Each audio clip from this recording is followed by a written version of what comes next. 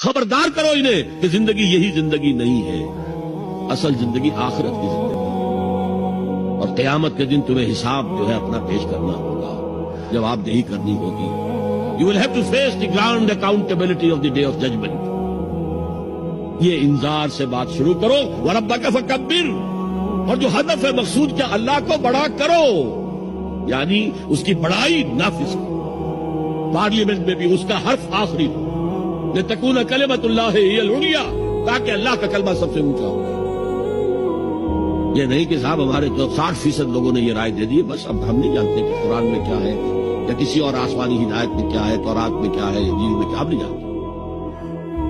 اگر ہم اس کے خلاف جد و جہد نہیں کرتے تو اتباع میں کوئی حصہ نہیں ہے. جو اطاعت تھوڑی بہت ہم کر رہے ہیں وہ بھی جزوی ہے، کلی نہیں ہے. اسی لیے دنیا کی رسوائی وہ تو ہمارے ماتھے پر لکھی ہو، ضربت علیہم الذلۃ والمسکنۃ وباؤوا بغضب من اللہ. آج ہمارا حال یہ ہے.